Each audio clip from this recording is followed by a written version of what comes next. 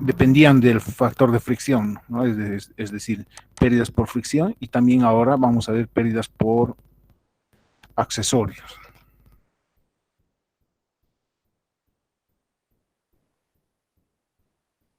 Entonces, se dice pérdidas menores porque se creía antes que no causaban mucho valor en las pérdidas, pero sin embargo, cuando acumulamos muchos de estos accesorios, realmente a veces es más cantidad que la misma pérdida por fricción. De ahí es que solamente se considera como un nombre convencional. Por ejemplo, aquí tenemos un tipo de pérdida. Cuando entra la boquilla de una cañería, ya se está generando un tipo de pérdida.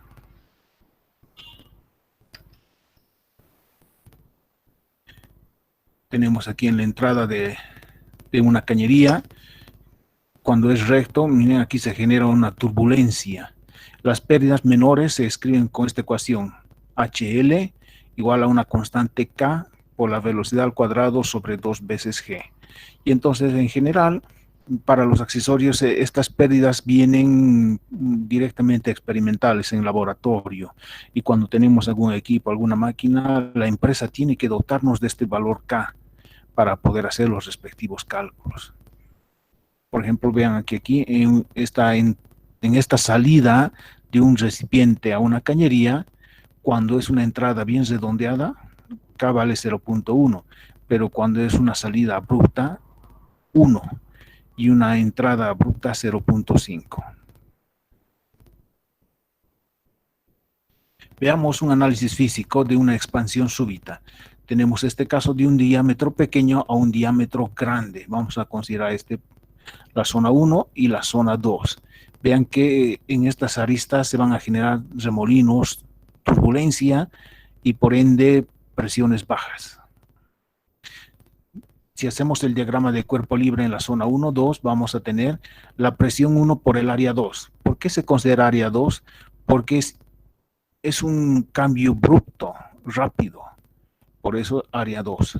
Luego tenemos la velocidad 1, pero el área 1. En el punto 2 tendríamos la velocidad 2, la presión 2 por el área 2 y el área 2.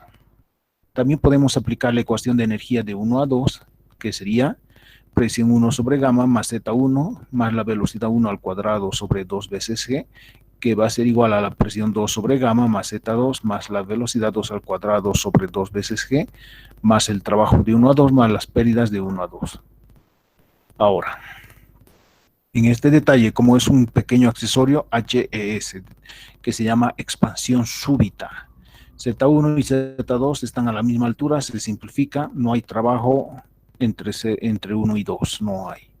Lo que nos quedaría ordenando sería presión 1 menos presión 2 sobre gamma, que va a ser igual a la velocidad 2 al cuadrado menos la velocidad 1 al cuadrado sobre 2 veces G, más la pérdida por expansión súbita.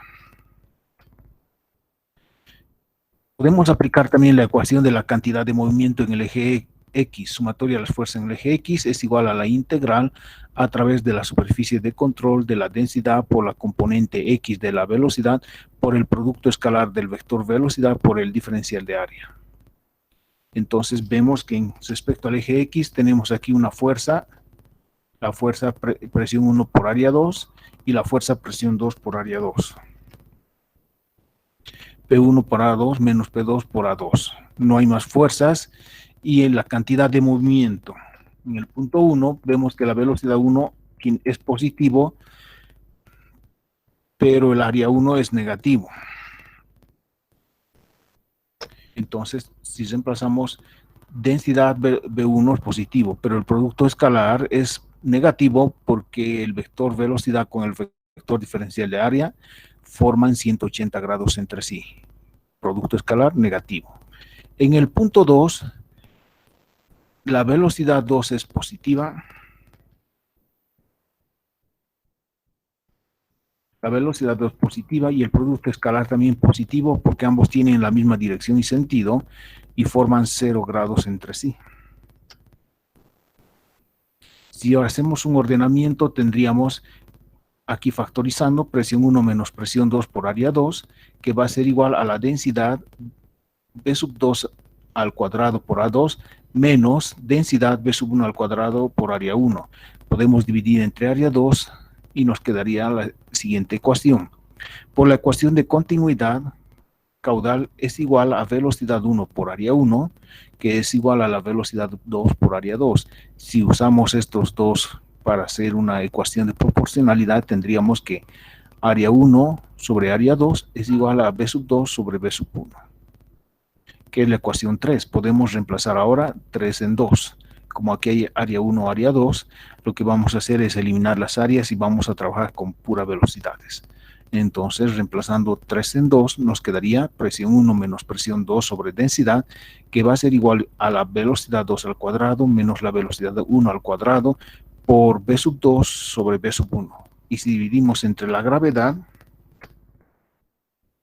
entonces se va a convertir en gamma, presión 1 menos presión 2 sobre gamma, que va a ser igual a B sub 2 al cuadrado menos B sub 1 por B sub 2 sobre gamma, o sobre gravedad, perdón. Va a ser la ecuación 4. Si observamos la ecuación 1,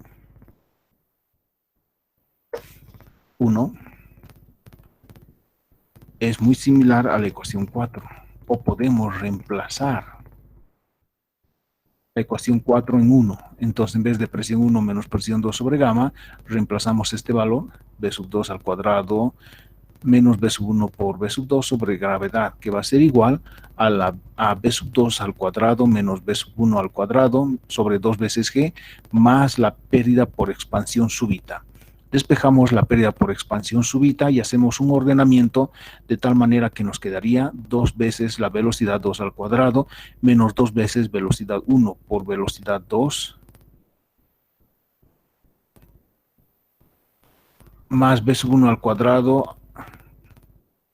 Perdón, este 2 veces velocidad 2 menos velocidad 2 se eliminaría este 2, ¿no? Ya no habría este 2. Este habría que eliminar. Entonces vamos a tener un trinomio cuadrado perfecto que podemos factorizar. Quedaría B sub 2 menos B sub 1 al cuadrado sobre 2 veces G. O podemos cambiar de signo en el paréntesis y nos quedaría B sub 1 menos B sub 2, todo esto al cuadrado sobre 2 veces G. Si factorizamos la velocidad 1, tendríamos que la pérdida por expansión súbita es igual a B sub 1 al cuadrado sobre 2 veces G por 1 menos la relación de la velocidad 2 sobre la velocidad 1, todo esto al cuadrado, que va a ser la ecuación 5. Ahora podemos reemplazar 3 en 5, donde teníamos por la ecuación de continuidad la relación entre las velocidades y las áreas. Aquí, A1 sobre A2 igual a B2 sobre B sub 1, que es la ecuación 3, reemplazamos en 5. Y en vez de B sub 2 sobre B sub 1, quedaría A1 sobre A sub 2. ¿Sí? Entonces, si nosotros comparamos con la ecuación de Darcy-Weisbach, podemos ver que este elemento es K. Este es para pérdidas por fricción, pérdidas menores, ¿no? Entonces, K sería igual a 1 menos la relación de área 1 sobre área 2, todo elevado al cuadrado. Pero si en vez de usar áreas, tomamos los áreas circulares pi diámetro al cuadrado sobre 4, nos va a quedar que la constante K de la expansión súbita es 1 menos la relación de 1 sobre 2 al cuadrado y todo esto al cuadrado. Entonces podemos hallar con esta ecuación el K de una expansión súbita. ¿Alguien que tenga alguna observación, alguna pregunta aquí?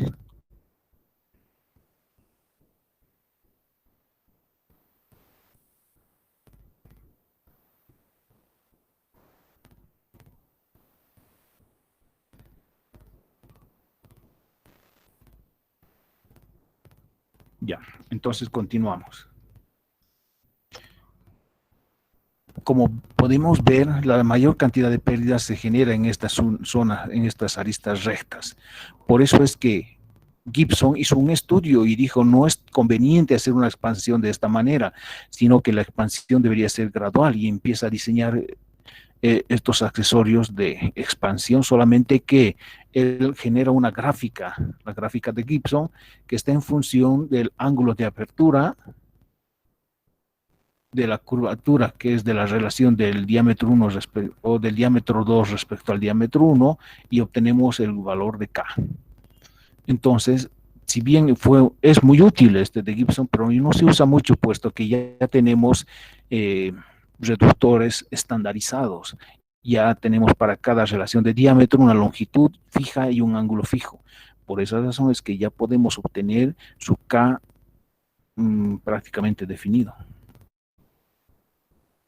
Vean este concepto: a mayor brusquedad en la divergencia, mayores pérdidas de carga. Es decir, cuanto más corto sea esta longitud entre el diámetro 1 y el diámetro 2, hay más pérdidas. Entonces es mejor hacer una reducción gradual.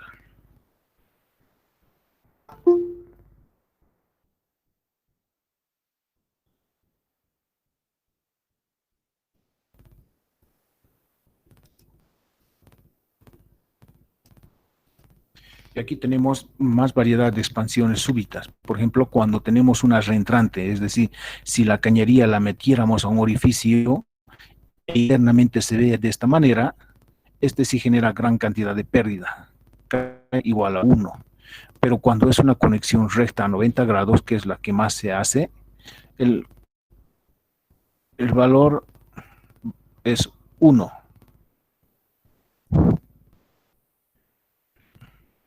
Aquí tenemos otro, redondeada o con ángulo. Todos valen 1. En realidad, cuando entra no afecta mucho, no es lo mismo que cuando sale. Cuando sale sí ahí se genera cambios, pero cuando entra prácticamente es lo mismo, porque entra directo, ¿no? Entonces el K igual vale 1 en ambos aspectos.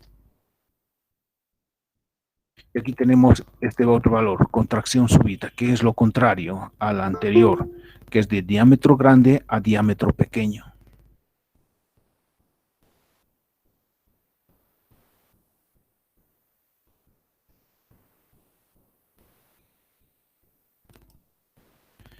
¿Sí?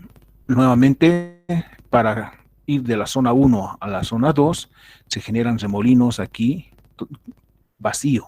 Por tanto, tampoco no es bueno mantener estas aristas. Pero en este caso se generan tres zonas. Uno, el 0, porque aquí se va a generar una reducción de diámetro, y luego el 2, tres zonas. Entonces, podríamos asemejar que el comportamiento entre 0 y 2 es muy similar a una expansión súbita. Por esta razón, podemos aplicar su ecuación. Si comparamos y traemos la pérdida por contracción súbita, sería B sub 0 menos B sub 2 sobre 2 veces G, todo esto elevado al cuadrado, que es la ecuación de continuidad. ¿Sí? Pero si reemplazamos, tenemos aquí la ecuación de continuidad. Como no sabemos exactamente cuánto se ha contraído aquí, no podríamos saber la velocidad B sub 0, pero normalmente se hace un estudio en boquillas cuando son diámetros pequeños. Siempre hay un coeficiente de contracción, se llama, porque en la realidad la salida del fluido tiende a ser una reducción cuando sale al exterior en ese punto. Por eso, si aplicamos ese concepto, podríamos decir aquí B sub 0 por el coeficiente de contracción por A sub 2 va a ser igual a B sub 2 por A sub 2, para evitar usar el área a 0 que no podríamos conocer, es difícil. De ahí es que podemos simplificar A sub 2 con A sub 2 y despejar B sub 0. Reemplazando a la vez tendríamos esta ecuación, donde la pérdida por contracción súbita es igual a 1 sobre el coeficiente de contracción menos 1, todo esto elevado al cuadrado, por velocidad 2 al cuadrado sobre 2 veces g. Vean que aquí está usando la velocidad de salida, en cambio en una expansión súbita se usa la velocidad de entrada. Y este sería el coeficiente de contracción súbita. Entonces, dime. En la anterior, en la anterior diapositiva, ¿por qué el 2G estaba dentro? O sea, lo teníamos dentro y estaba elevado al cuadrado del paréntesis. Sí, aquí está otro error. Vamos a ver cuando hicimos la deducción de la expansión súbita, no está dentro, ¿no? Ese es el otro error que en esta diapositiva tiene. Si nos fijamos, está afuera, 2G. Si retrocedemos un poquito más, mmm,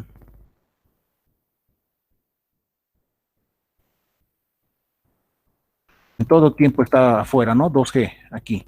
Es como si estaríamos reemplazando aquí de 1 a 2.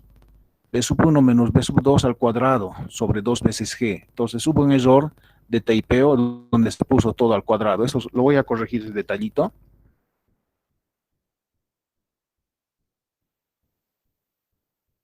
Ya, no sería entonces todo al cuadrado, solo lo de arriba, B sub 0 menos B sub 2 al cuadrado sobre 2 veces G. ¿Sí? Gracias por la observación, pero no es al cuadrado, entonces solamente es la parte superior.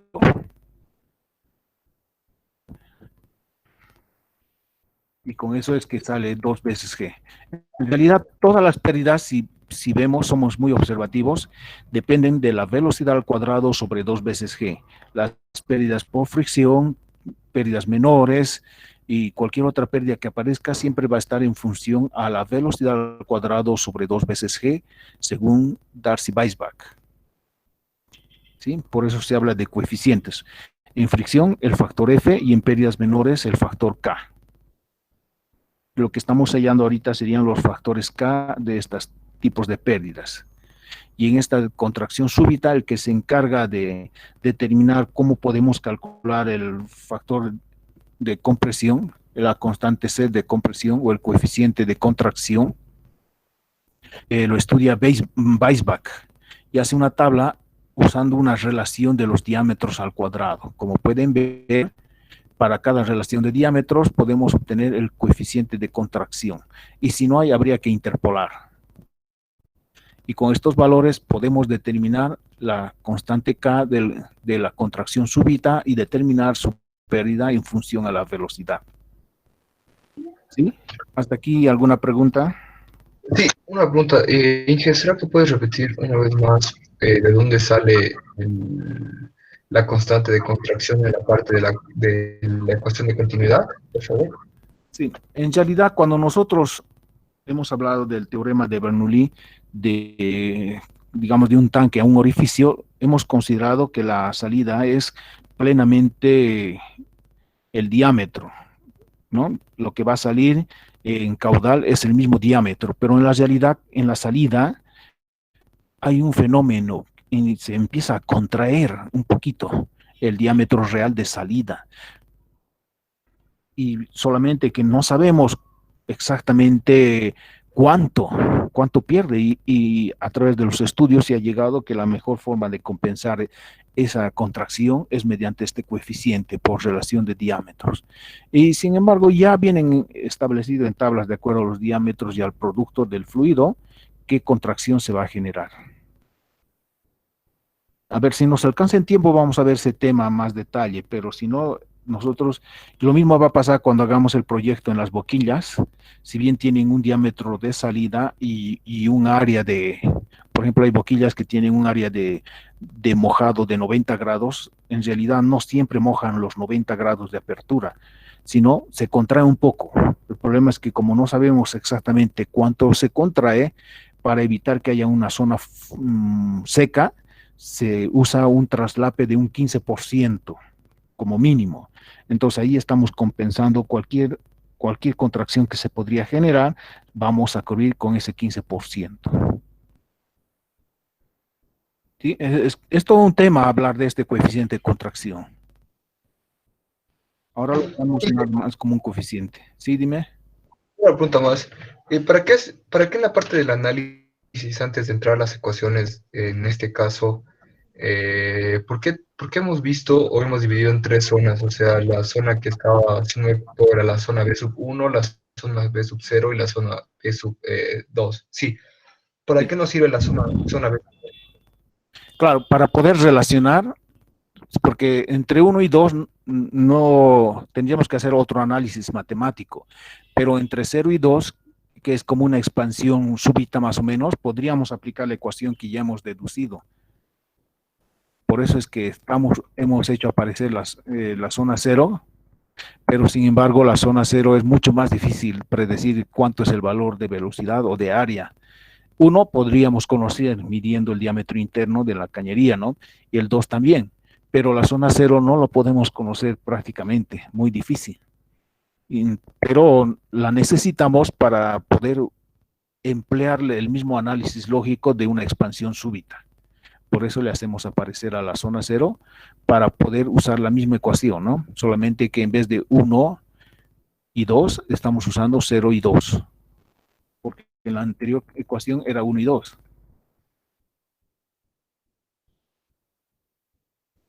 Sí, 1 y 2.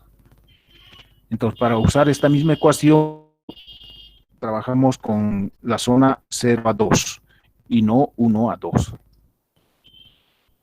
¿Sí? Sí, gracias. Bueno, ¿alguien alguna otra pregunta?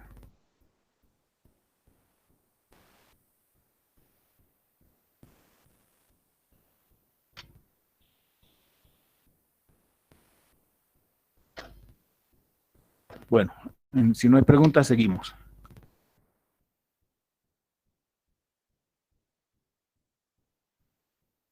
Aquí, entonces, como ven, en una contracción súbita sí afecta a la constante K la forma en que tenga la salida de la cañería respecto al depósito. Por ejemplo, aquí, cuando es una reentrante, cuando la cañería se introduce al tanque, como el fluido va a tener que hacer esta forma más que todo, va a tener una constante K desde 0.8 a 1. Pero cuando es recto, perpendicular al tanque, entonces la constante K vale 0.5. Cuando se empieza a redondear, si la redondez es poco, 0.2, pero si hay gran redondez, puede bajar hasta 0.05. Entonces vean que sí la forma de salida de una contracción súbita afecta. En cambio, en una expansión no le afectaba en nada, ¿no? Era lo mismo el valor 1, 1, 1 todo el tiempo. Pero en una salida de producto sí le afecta. Nosotros el que más vamos a usar es este, especialmente cuando no tenemos definidos estos otros, el que más se usa es este, 0.5. Entonces, aquí tenemos curvas, por ejemplo, de una contracción súbita. Podríamos obtener a través de la relación de las áreas la constante K. Y aquí, en función a la relación del radio de curvatura con respecto al diámetro de salida, podemos obtener la constante K. Cosa que no se usa mucho, ¿no? A excepción cuando hagamos una construcción sin usar elementos predeterminados, entonces ahí sí podemos aplicar. Podemos ver qué es lo que sucede. Cuando hay una contracción súbita, aquí cuando hay una reducción de diámetro, sabemos que aumenta la velocidad. Pero ahora al aumentar la velocidad, ¿qué es lo que pasa?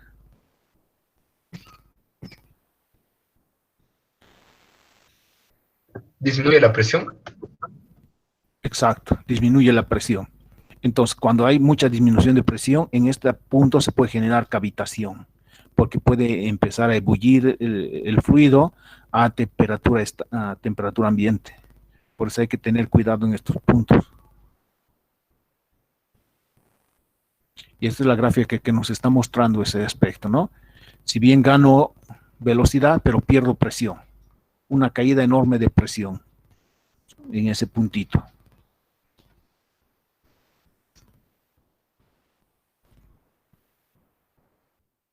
Aquí esta tabla nos hace una comparación entre lo que es la contracción súbita y la expansión súbita. ¿Cuál genera más pérdida? Para una misma relación de diámetros, podemos ver que una expansión súbita genera mucho más pérdida que una contracción súbita, ¿no? Miren, para una relación de diámetros de 1, de 2, 0.2, si bien tenemos aquí como contracción súbita una constante K de 0.45, digamos, pero en una expansión súbita vamos a tener un 0.91 más o menos, ¿no? Entonces, vean, esto nos ayuda a los diseños. En todo caso, siempre es mejor una contracción que una expansión, pero en algunos casos no se puede evitar. Esto es lo que sucede en un codo. Vean que esta zona especialmente si es metálico, porque los metales soportan más la tracción que la compresión. Entonces, en este codo, cuando hay un estiramiento del material, esta zona está en tracción, pero esta está en compresión, por eso es una zona débil. Y además, cuando hace un cambio de dirección, aquí en este punto se genera un vacío. Por eso es que cuando el fluido entra a un codo, genera pérdida de energía. Este es un análisis por elementos finitos.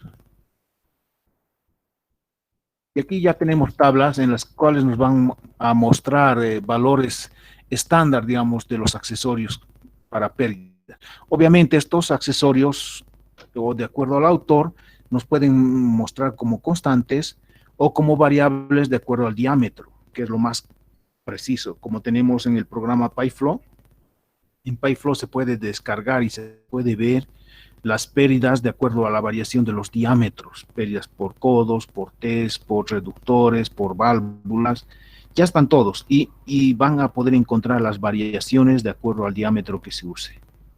Solamente que en estas tablas didácticas de los libros no los asumen como algo constante, genérico, pero no es cierto, pueden variar. Y aquí tenemos, de acuerdo a la forma del codo, los constantes K, cuando es 180 grados, cuando es 90 grados, 45 grados, a 22 grados y así sucesivamente, podemos ver cómo van cambiando las constantes K. Y aquí hay un detalle, cuando la curvatura es radio corto, 0,75, pero cuando es radio largo, 0,6. Y eso siempre funciona en la realidad, ¿no? Cuanto más grande sea la curvatura, menos pérdida se tiene, menos riesgo. Es como una rotonda. Además, hay en la normativa ANMB 31.1 y 31.3 nos habla de radio de curvatura mínimo según el diámetro de la cañería que se va a usar. Entonces, no es nomás curviarle, porque podríamos corrugar la parte de abajo y esa cañería entonces deja de usarse, ya no sirve. Y además podríamos fracturar también la parte de arriba. Y si se generan fisuras, puede ir fallando en esos puntos. Y aquí está entonces un detalle de los codos curvados. Una cava puede variar de 0.6 a 0.9 en un codo curvado. Tenemos más variedades, ¿no? Y según los autores, miren, tenemos variedades de tablas con su constante K. Para válvulas, la que más pérdida genera es la válvula globo, 10 veces K. La válvula de ángulo, 5. La válvula check, 2.5. La válvula de pie, 1.75. La válvula con puerta, 0.9. La válvula de pie es la que se pone para succionar en la parte inferior de una bomba, ¿no? Esa es la válvula de pie. Luego las T's, paso recto 0.6, paso lateral 1.3, paso bilateral 1.75, es la cruceta. Tenemos aquí gráficas de velocidades en función, hay otras gráficas, ¿no? Como en este caso, según la velocidad, qué pérdida tengo cuantificada en metro. Hay personas que prefieren expresar las pérdidas en longitudes métricas porque es más visible en cuanto a un número abstracto en energía, ¿no? Aquí tenemos más curvas. Ahora este es caudal en función de la pérdida.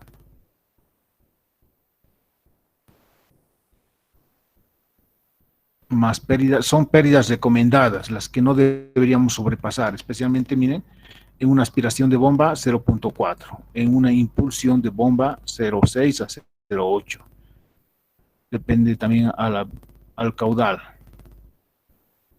En una impulsión de bomba, pero mayor al 160 metros cúbicos por hora, 0.3 a 0.4, para gases también.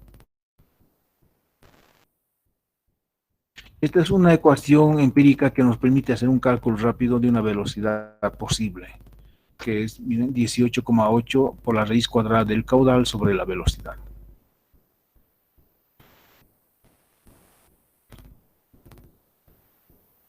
Miren, ¿por qué nosotros dijimos que debemos transportar a baja velocidad? ¿Qué es lo que pasa cuando aumentamos la velocidad? A mayor velocidad, mayor turbulencia, por tanto, mayor consumo energético, ¿no? Pero el sistema consume menos energía, es decir, el accesorio. Todo el sistema consume mucha energía. En cambio, a menor velocidad, mayor disposición de sustancia.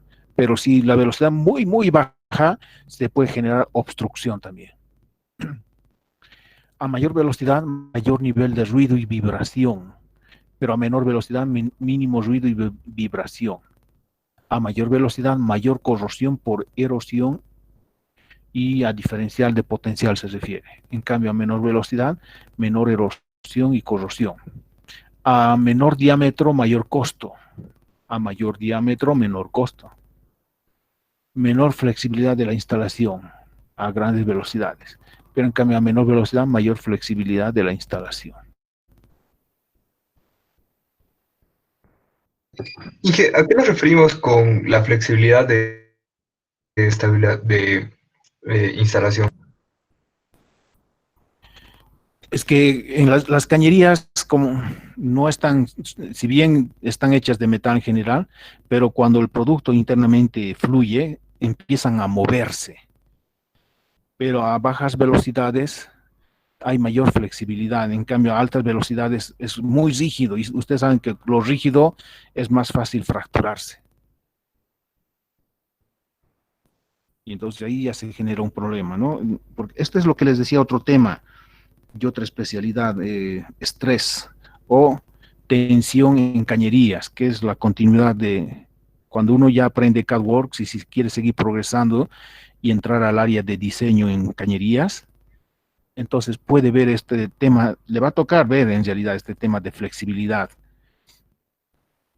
Y entonces ahí tiene que aprender a manejar el CISAR 2, que es un programa muy bueno para poder solucionar este tipo de problemas que se surgen en la flexibilidad, para también modificar los soportes en las cañerías. Darle flexibilidad, pero forzando a que se cumplan por ciertas distancias para evitar dañar al equipo como tal. Entonces, a eso se refiere. Tenemos algunas velocidades recomendadas de acuerdo a los fluidos. Por ejemplo, vean, en agua, según la aspiración, de 0,5 a 1 metro por segundo. En la impulsión o en la descarga, de 1 a 3. Agua, distancias principales de 1 a 2, agua caliente de 2 a 3, agua para turbinas de 2 a 7, agua más sólidos suspendidos de 0,5 a 2 y así sucesivamente. Tenemos velocidades recomendadas para líquidos y para gases. Como ven, para gases las velocidades son mucho más altas.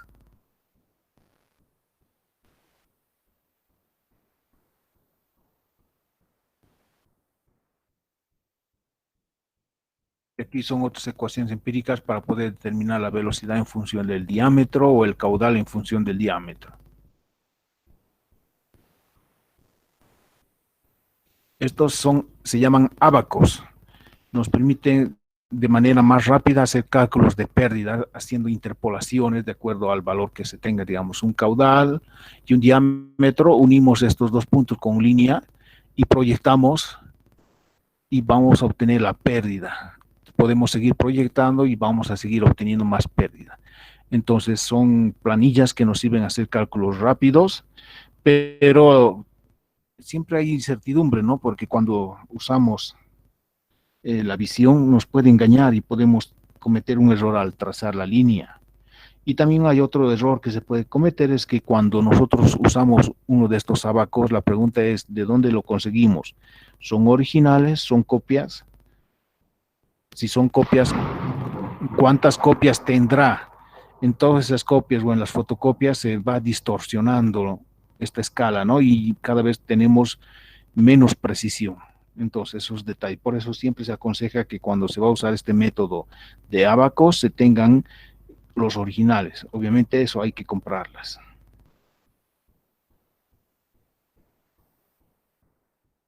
tenemos más abajo para generar pérdidas por accesorios.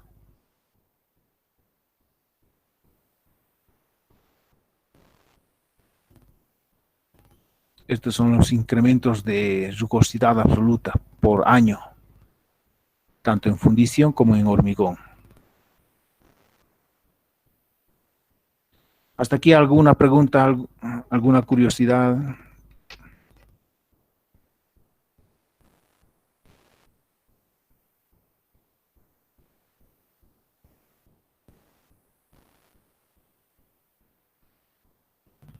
Ya, entonces, si no hay preguntas, vamos a resolver un ejercicio, un ejemplo.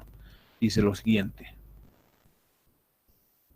Encontrar el caudal a través de la tubería de la figura para una altura H de 10 metros y determinar la pérdida de cabeza para un caudal de 60 litros por segundo. Entonces, si bien tenemos un sistema como antes, ahora ya le estamos tomando en cuenta los accesorios, como los codos y aquí las válvulas, y aquí también hay un detallito, ¿no? Que es una contracción súbita. Entonces, para poder resolver, tendríamos que identificar todo esto. Aquí habría una constante K de contracción súbita, una constante K de codo, una constante K de válvula globo. No hay más y ahí dejamos. Luego aplicamos la ecuación de energía del punto 1 al punto 2. Presión 1 sobre gamma más Z1 más velocidad 1 al cuadrado sobre 2 veces G va a ser igual a la presión 2 sobre gamma más Z2 más la velocidad 2 al cuadrado sobre 2 veces G más el trabajo de 1 a 2 más las pérdidas de 1 a 2. Entonces, la presión 1 es 0 porque está en contacto con la intemperie, la presión 2 también es 0 porque sale a la intemperie, la velocidad 1 es 0 porque es un punto de estancamiento. Z2 la consideramos 0 como línea de referencia, entonces Z1 sería a una altura H. Si reemplazamos valores, en vez de Z1 sería H, velocidad 2 al cuadrado sobre 2 veces C, más las pérdidas desde 1 hasta 2. Ahora, en este tipo de pérdidas ya tenemos que trabajar con los dos, pérdidas por fricción y pérdidas por accesorios.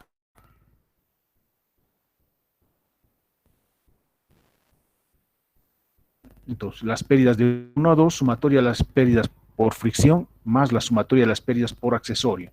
En este caso, si bien tenemos 3 tramos de cañería, 1, 2, 3, hasta 4 tramos, no significa que tenemos 4 pérdidas por fricción, porque estos 4 tramos de cañería están hechos primero del mismo material y tienen el mismo diámetro, entonces lo podemos considerar como una sola cañería como tal.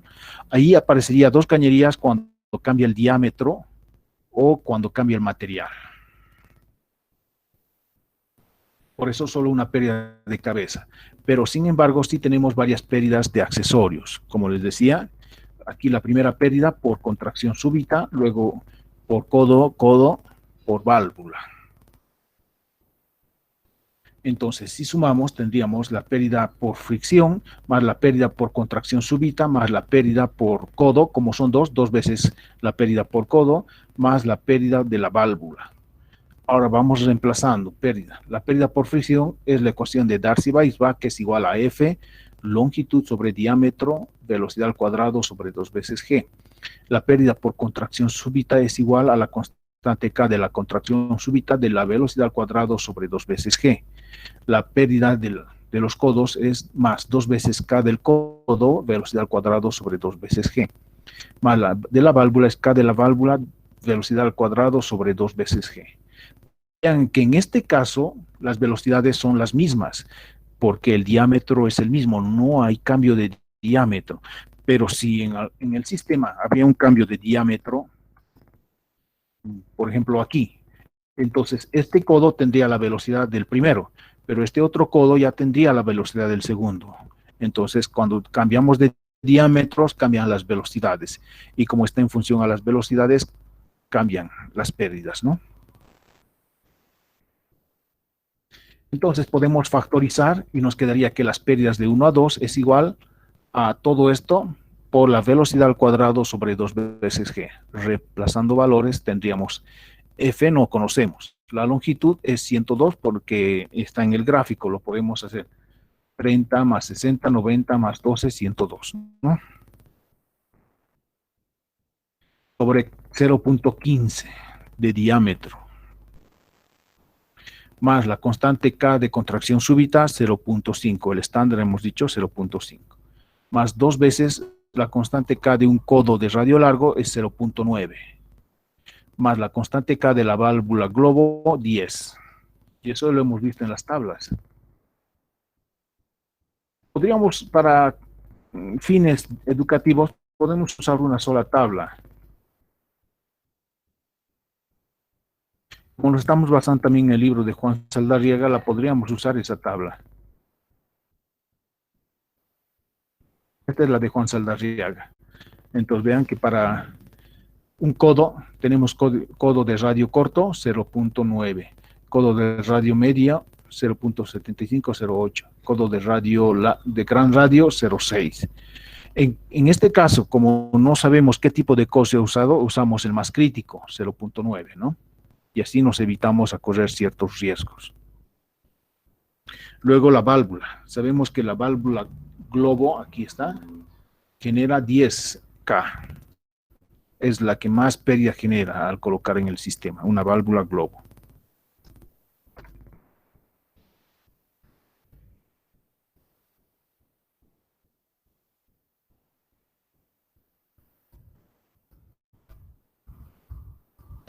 Entonces, colocando sus valores, llegamos a la siguiente ecuación, que las pérdidas de 1 a 2 es igual a 680 veces el factor F más 12.3, todo esto por velocidad al cuadrado sobre 2 veces G, que es la ecuación 2. Tenemos entonces aquí una ecuación, 2 ecuaciones. Podemos reemplazar la ecuación 2 en 1. Y lo que nos va a quedar es H igual a 680 veces el factor F más 13.3 veces todo esto por la velocidad al cuadrado sobre 2 veces G. Si de esta ecuación despejamos la velocidad, nos va a quedar en función de F. Siempre habíamos dicho, cuando tenemos dos incógnitas, se debe despejar una de las incógnitas de tal manera que quede en función del factor F. Aquí estamos haciendo eso, despejamos la velocidad V y va a quedar en función del factor F. Y esto ya sabemos resolver, ¿no? Cuando tenemos esta situación, calculamos las propiedades del fluido, en este caso agua, la densidad del agua y la viscosidad dinámica del agua a 20 grados Celsius. Luego suponemos un factor F que estaría en el rango de la rugosidad relativa, epsilon sobre diámetro, si es que conocemos el material.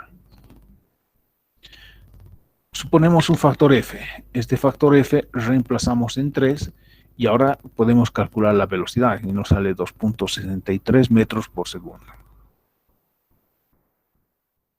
Luego, ahí está la rugosidad relativa, epsilon sobre diámetro, 0.25 sobre 150 nos da 0,0017. Entonces, como hemos usado una suposición, tenemos que recalcular Reynolds con rugosidad relativa. Entramos al diagrama de Moody o a nuestro programita del factor de fricción y calculamos el factor F, que en función al que hemos puesto no coinciden. Como no coincide el factor de F, aquí nos sale 0.23 y nosotros habíamos supuesto 0.022. Hemos dicho para que esta resolución esté correcta, este factor F tienen que coincidir o haber una diferencia del 1% de error. Entonces volvemos a suponer este factor F, ponemos como la suposición y recalculamos. Recalculamos la velocidad en factor de F, calculamos Reynolds y con la rugosidad relativa volvemos a recalcular el factor F, 0.023. Y esta vez sí coincide con el supuesto. Cuando coincide el supuesto con el calculado, quiere decir que lo que hemos hallado es la velocidad. 2.60 metros por segundo. Es buena velocidad para este sistema. Teniendo esa velocidad podemos calcular la ecuación de caudal. B, pi diámetro al cuadrado sobre 4. Reemplazando tenemos un caudal de 45.94 litros por segundo. Y al inciso B, si tenemos ahora un caudal de 60 litros por segundo o 0.06 metros cúbicos por segundo, podemos calcular la velocidad, porque velocidad según la ecuación de continuidad es 4 veces el caudal sobre pi diámetro al cuadrado. Entonces se puede calcular la velocidad. Teniendo la velocidad se puede calcular Reynolds 1 y la rugosidad relativa. Con estos dos valores entramos a la tabla y obtenemos el factor F, 0.023.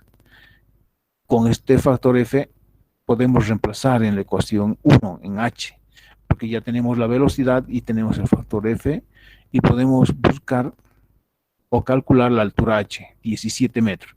Entonces necesitamos elevar 17 metros para obtener un caudal de 60 litros por segundo bajo estas condiciones. Ahí sería. ¿Alguien tiene alguna pregunta? ¿Alguna duda? Sí, Inge, una pregunta. Al haber hallado la velocidad en el anterior inciso más el factor F, igual tendríamos que calcular H, o sea, metiéndolo en la misma ecuación para saber en el anterior caso, cuando el caudal es 45,94. No, porque para el primer caso H es dato. Con ese H hemos calculado, ¿no? Hemos dicho que H vale 10. Para el inciso A es 10. Con ese H, porque en la ecuación 1, si no, habría 3 incógnitas. Solo estamos manejando 2, ¿no? H. Y cuando hemos reemplazado, H sí conocíamos, es 10 metros. Hemos usado ese valor. En el segundo caso no, porque nos dice para un caudal de 60 litros por segundo, ¿qué altura se requiere?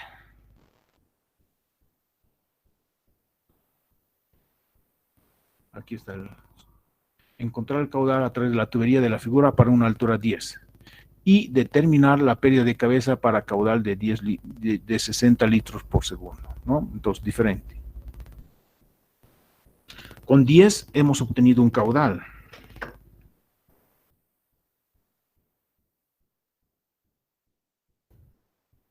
$45.94 litros por segundo. Entonces, con 10 nunca vamos a obtener 60. Para poder obtener este 60 tenemos que levantar altura, mayor energía potencial. Inge, una pregunta más, perdón. Sí, dime. ¿Por qué en la ecuación que teníamos de pérdida de 680 F más 12,3, todo eso por la velocidad al cuadrado sobre 2G, cómo pasa del 12,3 al 13,3? Eso no me queda muy claro. Porque si tú te fijas, primero solo hemos calculado las pérdidas y en la ecuación de las pérdidas es 12.3. Estas pérdidas estamos reemplazando la ecuación 1, porque en la ecuación 1 tenemos que H es igual a B sub 2 al cuadrado sobre 2 veces G más las pérdidas. Entonces, primero hemos calculado las pérdidas por fricción y pérdidas menores, y esta ecuación de pérdidas la estamos reemplazando en 1 para obtener la ecuación de H. Entonces, ve aquí, tenemos velocidad al cuadrado sobre 2 veces G. Como es la misma velocidad, al factorizar, este aumenta 1 aquí. Y entonces sería 13.3. Ahora sí, ya, gracias. Listo. ¿Alguien alguna otra pregunta?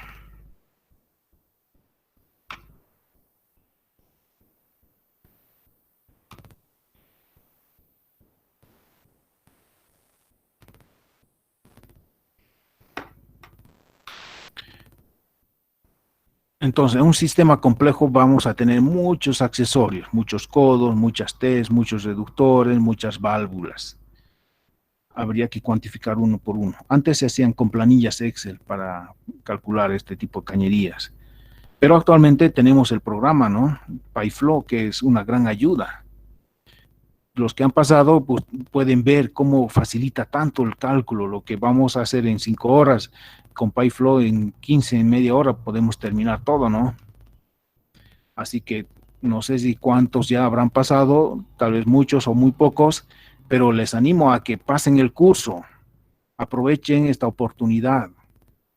Sus compañeros Vlad y Marcelo siguen dictando las clases, entonces aprovechen esos cursos para beneficiarse y poder entender con mayor cabalidad lo que estamos hablando, ¿no? Estamos profundizando en tuberías y necesitamos esa herramienta. Qué lindo sería que todos lleven, entonces podríamos avanzar mucho más y hablar de proyectos grandes, pero como no lo tienen la herramienta, tenemos que hablar paso a paso como lo que estamos haciendo ahora, nada más de manera empírica.